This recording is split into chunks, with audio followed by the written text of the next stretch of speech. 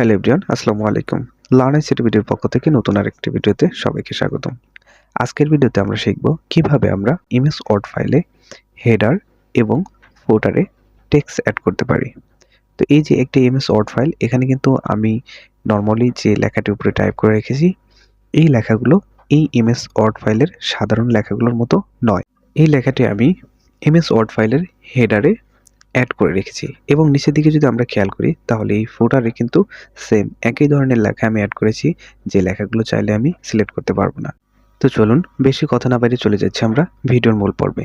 ভিডিওর মূল পর্বে যাওয়ার আগে বরাবরের মতো সবার কাছে একটি রিকোয়েস্ট, আমার চ্যানেলে যারা নতুন রয়েছেন দয়া করে চ্যানেলটি সাবস্ক্রাইব করবেন, আর যারা অলরেডি চ্যানেলটি সাবস্ক্রাইব করে ফেলেছেন তাদেরকে অসংখ্য অসংখ্য ধন্যবাদ।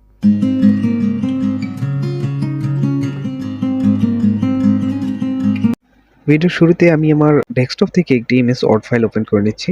এখানে আমি সিভির একটি পেজ টাইপ করে রেখেছি বোঝানোর ক্ষেত্রে। আমি এখানে এই পেজে হেডার এবং ফুটারে যে টেক্সট অ্যাড করার পদ্ধতি সেটা দেখিয়ে দেবো। ভিডিওটি স্কিপ না করে সম্পূর্ণ দেখতে থাকুন। তো শুরুতে আমি হেডারে টেক্সট অ্যাড করে দেখিয়ে দিব।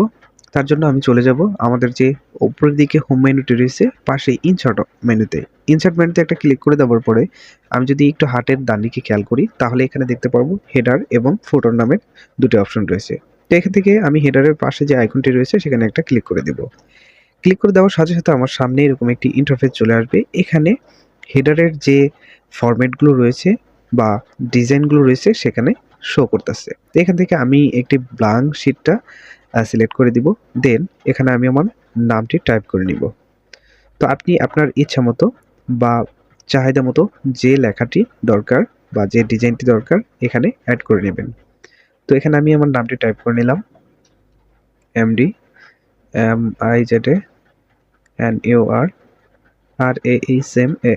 তো আমি এখানে আমার নামটি টাইপ করা হয়ে গেলে নিচে একটু হাবিজাবি লিখে নিচ্ছি। আপনি আপনার মতো করে লিখে নেবেন আপনার প্রয়োজন অনুযায়ী। তো লিখে নেবার পরে আমি যদি এই সিভির বা ওয়ার্ড ফাইলের পেজের উপর ডাবল ক্লিক করি তাহলে দেখুন আমার কিন্তু এই লেখাটি এখানে আফসা লেখার মতো শো করতেছে এবং এই লেখাটি আমার যতগুলো এই ফাইলটাতে পেজ রয়েছে ততগুলো ফাইলে কিন্তু অটোমেটিক্যালি ভাবে শো করবে। দেখুন আমি যদি স্ক্রল করি তাহলে এখানে দেখতে পাচ্ছি আমার নামটি। তো আমি আরেকটা পেজে চলে যাচ্ছি। কয়েকটা এন্টার প্রেস করার পরে দেখুন আমার এই যে এই ব্ল্যাঙ্ক শিটটাতেও কিন্তু এই নামটি দেখাচ্ছে। এই ওয়ার্ড ফাইলে আমি যতগুলো পেজ নিব সবগুলো পেজেই কিন্তু আমার এই নামটি আফসাভাবে শো করবে হেডার অপশনে।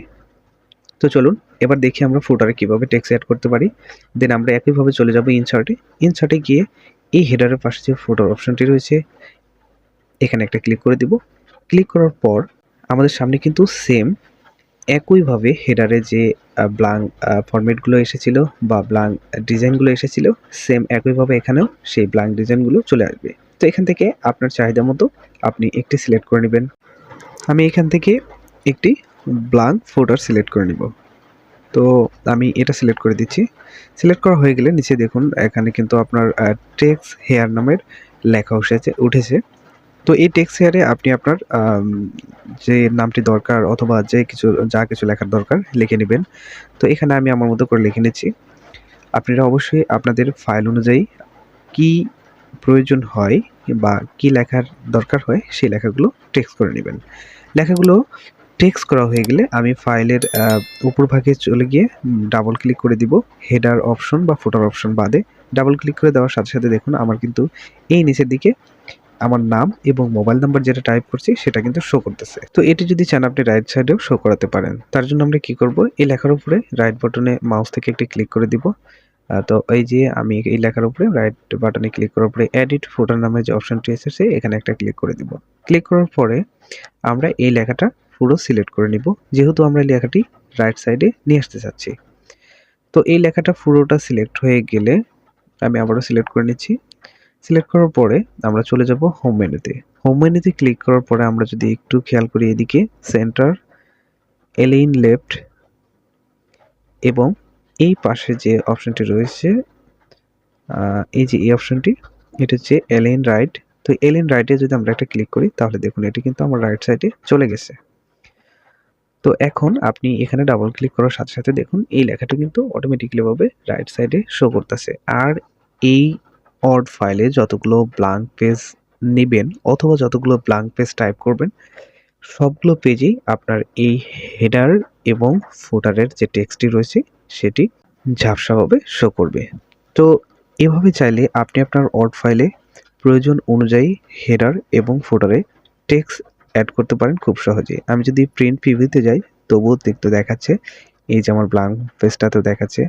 তো আমি যদি আরেকটা পেজ এখানে নিয়ে আসি, ৩টা পেজ শো করতেছে যেহেতু, দেখুন আমার ব্ল্যাঙ্ক পেজটাতেও কিন্তু আমার নামটা শো করতেছে। এটি যদি এখন আপনি প্রিন্ট আউট করেন, সেই প্রিন্ট আউটে আপনার নামটি অটোমেটিক্যালি ভাবে শো করবে। তো এই ছিল আজকের ভিডিও।